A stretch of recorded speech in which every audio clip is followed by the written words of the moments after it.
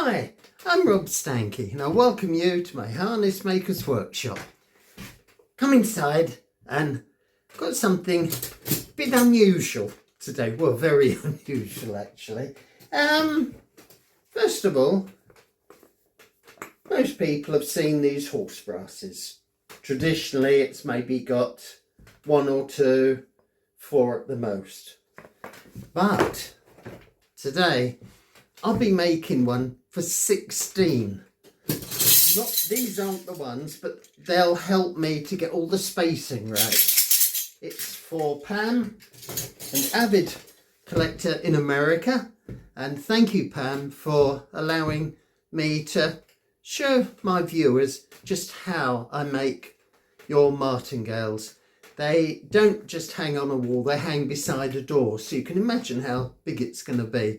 So I'm going to drop the camera down now and I'll show you from the cutting out to the marking to the stitching, how it all goes. And stay with me, please, because through this video I'm going to just digress a little bit and show you some old ones and some very special ones.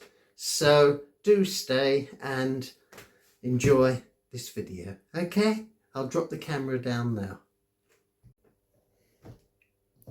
Now, just about to cut out from the big hide I've got here. This is a plough gauge knife and I push it along. There, it's a tough bit of leather. This, so you can see now how long this is going to be. It starts there and goes on and on and on and on and on till you come to the end. We'll see, I might not need it all, but very good part of it. So I'm going to pop that to one side now, because that just shows is how I cut it for the main part. There's still the other part to go that actually holds the brasses in, this narrow part there. So I'll use another hide for this one, because it's got to go in and out very intricately, and this big hide is too heavy really for it. So there's actually one I cut earlier that will go through the, I'll just take one of the brasses here and you can see how it will hold onto the brass. So this is the plough gauge. That's measured from 1/2 inch up to 5 inches. That's the knife that cuts the leather. So the idea is you keep the leather against the guide there. Set the guide to the distance you want. This one's 4 inches, which I've just cut, and then push it through. So this time I want, get stuck these, that's it, come on. It's not used to going to 4 inches, that's why. I'll put it to 5/8. That's going to be the strip. Lock that then in position. Get it in, that's it, open it up a bit more, get it right, and then lock it in.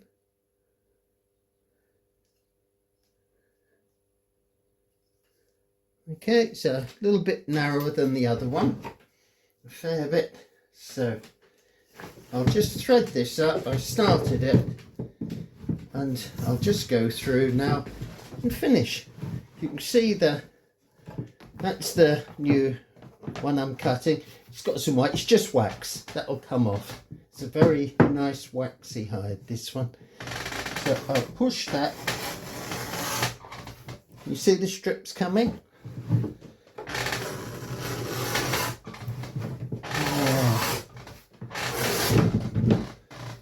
There we are. This thinner hide isn't as long as the heavy hide, so I've cut 2 straps. They've got sharp edges and it's just very plain. You can see the sharp edges and that. So I'm going to use my edging tool. You can see here, that'll take the sharp edge off. Going along, and I'll show you that, and then I'm going to use a creasing iron, and that makes, you've often seen on leather belts and other leather work, a line. This is what makes it. You can screw it in and out to get the width. You've got 2 blades there. For brown hide, you can heat it up, not too much, just a little bit, to darken the crease line. With the black, I just tend generally to use a lot of pressure, pulling it down, and that makes the mark. I'll show you that as we come to it. So I'm going to clear all this leather off the bench now, give me some working space, and then I'll show you how it all gets put together.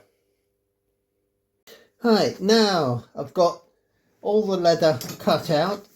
Next job is to prepare it, punch the holes and thread the narrow strips through. As I do these regularly for Pam, I've got this cardboard pattern that I made. You know, I always say get your patterns right first, and then I put it on the leather that way. There, you'll see it there. Mark around it and cut it with my head knife.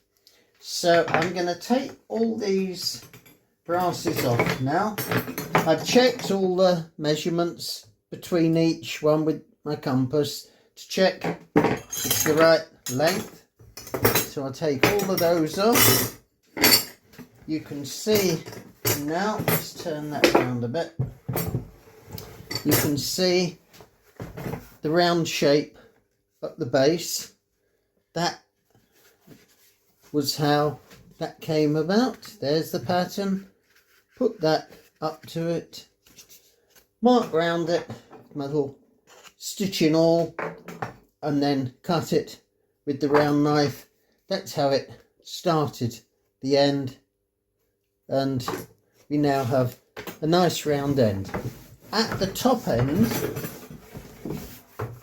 there, that's the nice shape that I always do. Onto that, well, the leather, when it's prepared, is a ring to hang it up on. So I'm putting the pattern on the leather again with my stitching awl, mark around it. I think you might, can you see it? Just about in that light. Cut round that, and then it's ready to be prepared. Another little thing I'm going to do, Pam doesn't know this yet.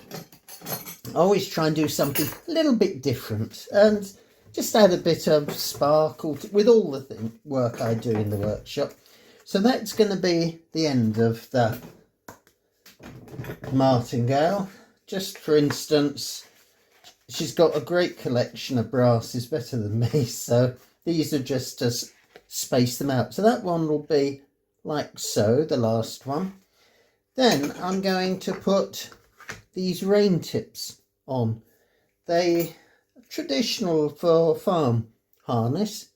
So I thought if I put one in the middle and then a little shield about there each side, and then you'll have, take one of the brasses there, that above it will just finish it off at the base, and at the very end of the base discreetly I use my name punch and I just put it on the leather and tap with the mallet, and it just embosses it into the leather. You'll see that later.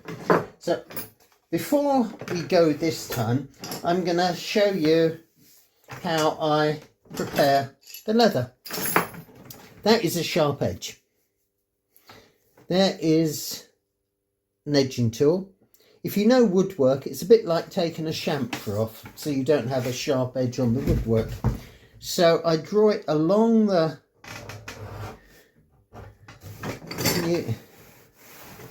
that's better. You can see you better on the, push that along, and then you have, it's a bit like a string of spaghetti or something, isn't it? That's the edge that's been taken off. So we pull that off. So you've got a smooth edge and a sharp edge. When it's all been edged and beveled off, I use this double creasing iron. You can see with the twist that adjusts the width of the blades. Draw that down. Where can you see it? There. On the leather. Then when you look at it, can you see the line on the top? And that's the smooth edge. On the bottom there's no decoration, and that is the sharp edge. So I'm going to carry on and get all the leather work ready up, mark it for the holes, and then we come back and you'll see me punching the holes in to take the straps that then hold the martingales into place, the brasses into place rather, on the martingale. Okay, so I'll get busy. I'll see you again in a minute. Now I've used the edge tool and I've taken off all the edges of these middle straps, and look, there's all the leather edging that I took off. It makes it look better, it feels better, both for the rider if you've got reins, or for the horse if leather girth or a bridle against it. So I'm going to use the punch here. There's my lead block, and I've marked the holes. There's 2 holes for each brass, so the brasses will fit in like that with the strap going through. So I'm just going to put a few more holes in, and then I'll start threading up for you.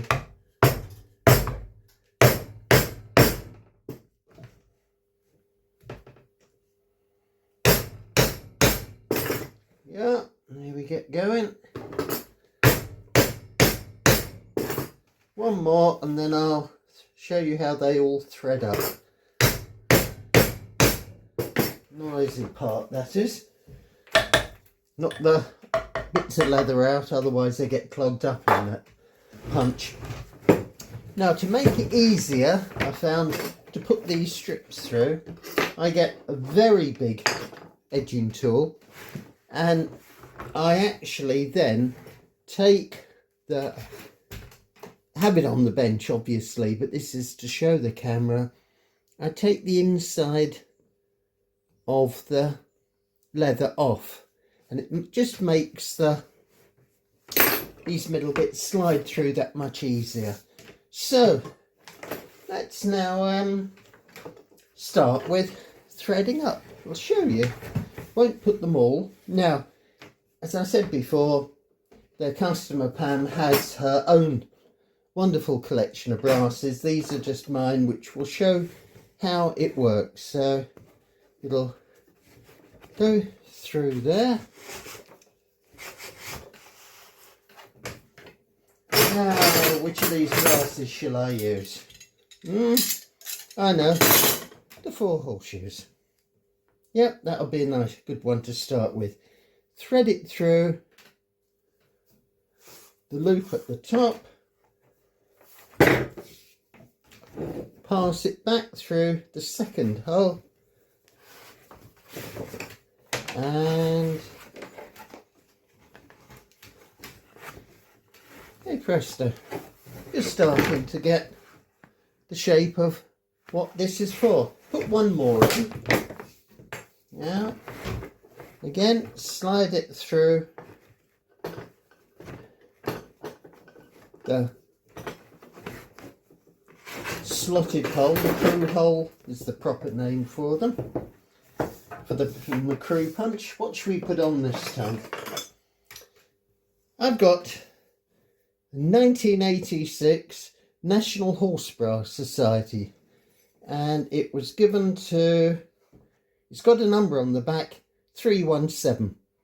And this society, 1976 to 1986, it was National Horsebrass Society stamped on it, and it is for enthusiasts of not just horse brasses but also other farm decoration. So that's what they give members a brass every year, and on the back is their membership number. There we are, and there's number 2 in place. I'm not going to put all the rest on because, as I say, the customer has a wonderful collection that she's going to put on there.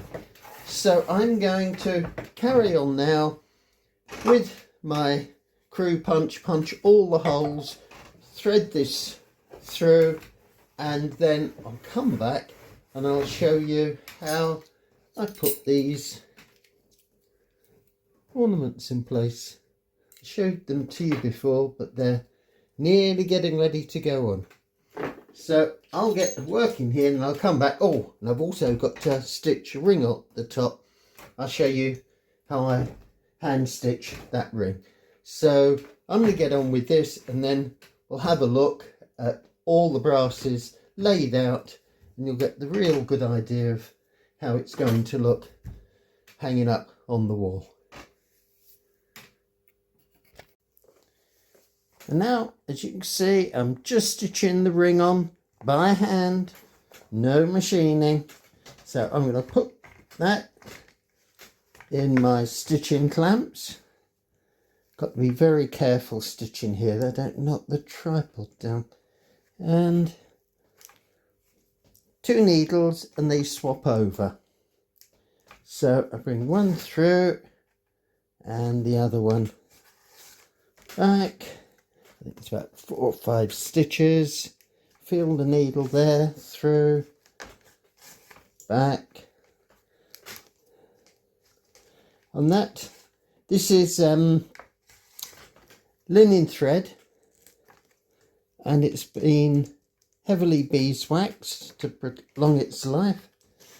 And the idea of the 2 needles is, 1, it's stronger, and 2, if you're looking at the back, not that this will be because it's hanging on a wall, but the stitches at the back look the same size, well, are the same size as the stitching on the front. So I'll go back, I'll finish the length of stitching, go back a couple of stitches just to reinforce it. Now, done, and then I take the front needle there through to the back. Camera's at the back of it there. Right, so I take them off, and there's my scissors. Yeah.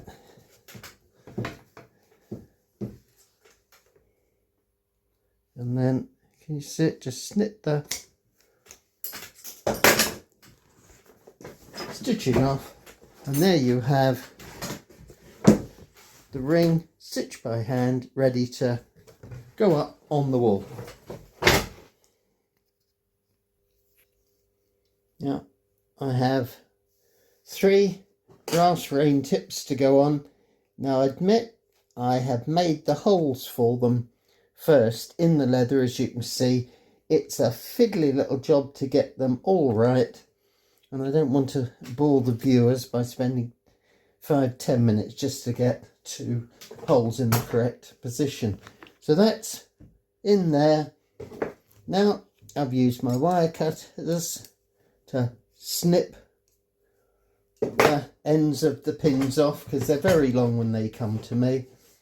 It's handy this weight, I like that. So put a bit of padding there, hold it there, and just gently, I don't want to damage the brass.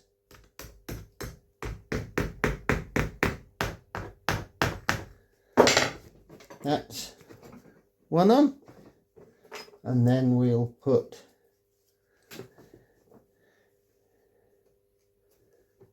one there and one. And here you've bent a bit since I took you off. As I say, they're piddly little things, but they give such a lift to the work.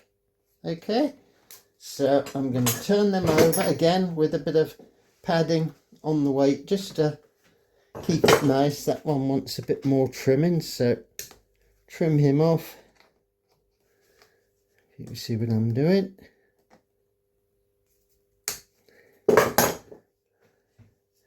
And then I will fold them over little pins.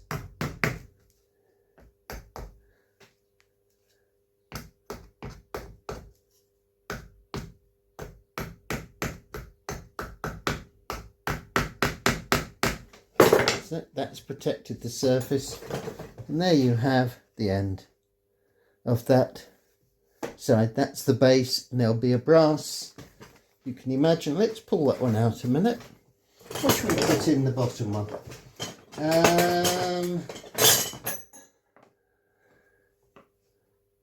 Yeah, maybe that one will do, with the heart.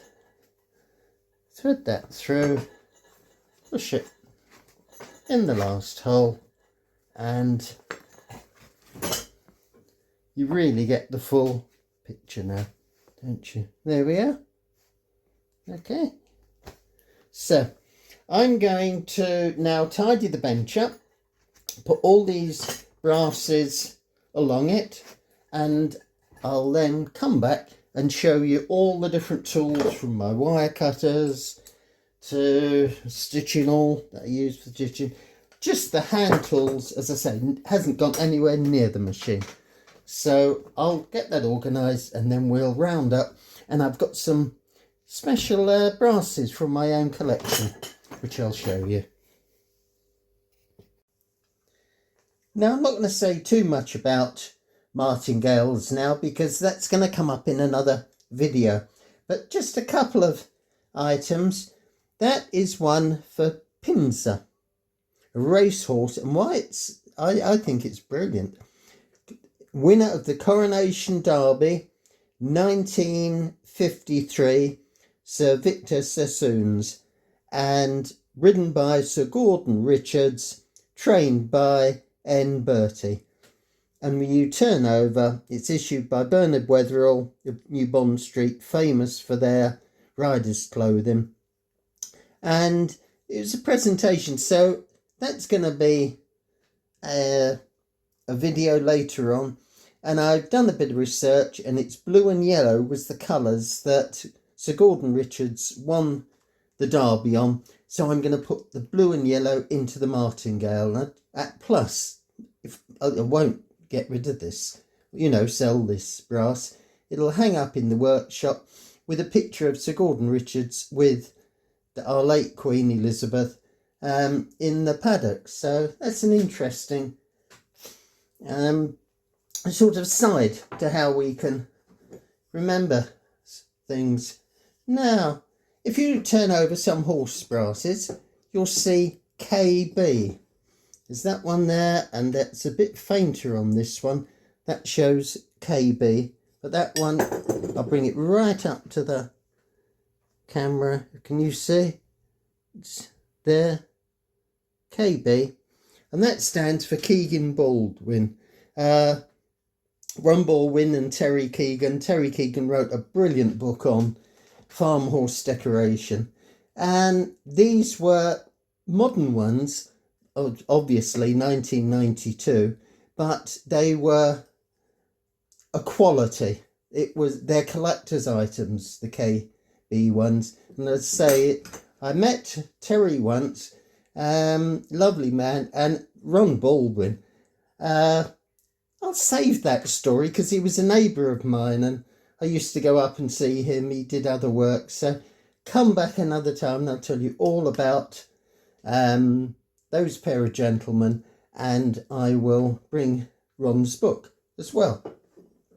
So that was just a few interesting brasses to whet your appetite of what I'm going to put on videos in future. Now, a few from my collection. We normally think of martingales in a straight line. How about that? That's original, absolutely. Beautiful. The heart shape of the leather with the rain tips to fit in with it. The pair of crescent and then the star and the crescent. I think that's absolutely beautiful. I used to have it in the museum when I had the museum with the Master Saddler. So that is a cracker, that one. And another triangular one. This one I made. And that was, I had a pair of Shetlands, Rocky and Rambo, that I made a miniature set of farm harness for. That you'll see at a later date. So all these things tempting you to come back. And they're miniature brasses. And I made that. There's a pair of them, and they hung on the front of the collar on each pony. So there's that one. Now we'll come to an interesting one. This is made by Keith Grant Sadler. I don't know who he is, but first class piece of work.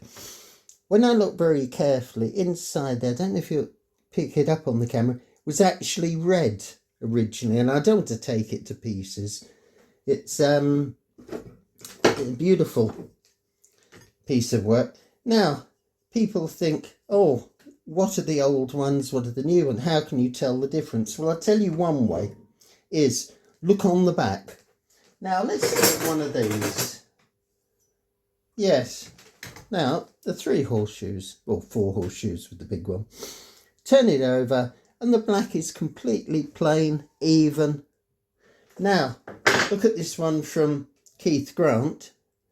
You turn that over, and can you see the highlights of wear that it's had through years of on a horse? That's one way. Now, I know you can artificially put wear on, but generally that is the way to tell them. And they had little studs there and there, and you can see they've been worn away and are brighter than the rest of it. So all these little things go together to give you the life of the brightest and horse martingales. So that's what we went through today, and I'm going to leave that one on it and send that to Pam. So thank you very much, Pam. So I'm going to just lift the camera up now. And here we have the finished product. The martingale with all the brasses, all the tools. I'll go through all the tools in a minute. And just to refresh what I've done, you can see all the bits of leather at the back that I cut off. There we are, right up to those fancy ornate rain tips at the end.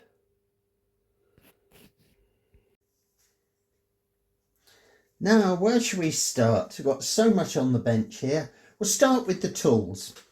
From my wire cutters, the leather, and there's the edging tools that we used to cut the edges off, smooth them all out. My stitching awls that I use for stitching up the top, and there's another little bit of stitching halfway along as well. The thread, good harness black thread, and I beeswax it really well. That's a new block of wax.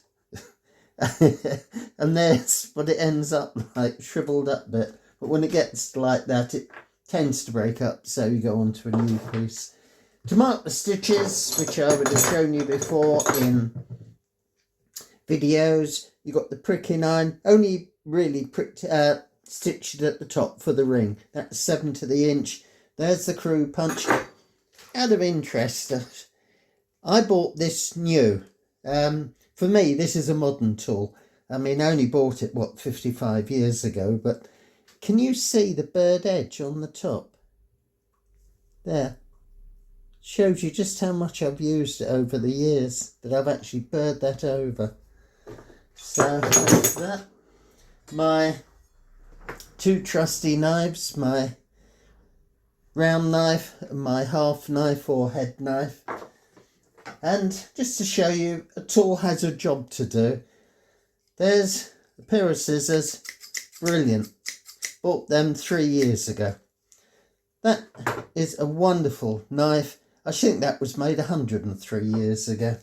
But I like it, and used to have a brass ferrule on it. That fell off years ago though. The creasing iron that I used to put the mark down the leather. So all those tools combined to, oh, nearly forgot my plough gauge. There we are. There's the plough gauge that cut the strips. That's the 5/8 still in the on the measurement, and also the 4" for the main martingale piece. It's a good, wouldn't be without that tool. So now I'm going to go over to put those to one side a bit, and to some of the items that I have in my collection. As I've mentioned before, National Horsebrass Society, they give their members one every year. That's 2016 with my 208 number stamped on. And this is most intriguing. Look at that. Now I'm holding it very carefully. You'll see why in a minute. That is ceramic. It's a donkey. It's a horse brass. Why I'm handling it carefully, it needs repair. It came to me, that's fine bone china, made in England, it says inside. That needs to be glued on. I'll make a special martingale for that one. So that ends that video, and I hope you enjoyed it. Thank you very much for all the viewers for staying till the end, and especially to Pam for permission to use her fine, it's most unique martingale. I've seen pictures of them hanging by her door in the living room. It's a marvellous sight. And I think, you know what, I'm not going to take that one off. That's a little thank you. I'll leave that one on so she can see that was the one that was in the video, and yeah, she can keep it because it has a little life of its own, that one, doesn't it? So thank you very much. I hope I've whetted your appetite to come back and see more, whether it's from Rocky and Rambo's modern ones to, I've got more old and original ones. And I'll also then tell you about Terry Keegan and Ron Baldwin, and bring his runs book in, and we'll hopefully see each other again. So thank you all for viewing, and if you can, you know what I'm going to say, give a little press if you can on the subscribe button. It all helps, and I look forward to seeing you all again soon. Okay, cheerio for now. Bye.